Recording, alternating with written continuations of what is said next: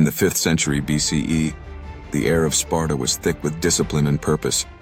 From the moment a Spartan boy could walk, he was prepared for one destiny: to serve the state as a warrior.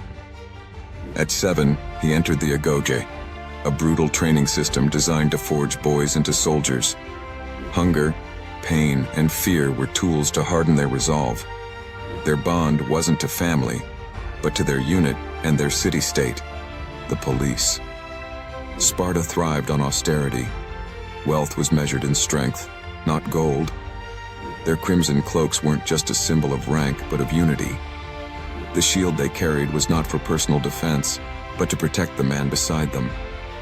To lose it in battle was the ultimate disgrace. This ethos shone brightest at Thermopylae. Outnumbered and surrounded, King Leonidas and his 300 Spartans held their ground against the mighty Persian army. "Come and take them," Leonidas said when asked to surrender their weapons.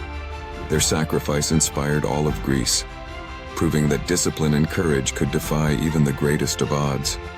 Yet, Sparta's legacy wasn't just written in its victories, but in its rivalries.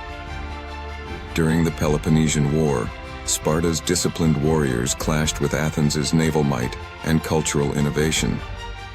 The war defined the contrast between Spartan austerity and Athenian ambition, shaping the fate of Greece. The Spartans were not perfect, but they were resolute. Their ideals of honor, self-sacrifice, and devotion to the polis forged a legacy that endures as a symbol of disciplined courage and unwavering strength.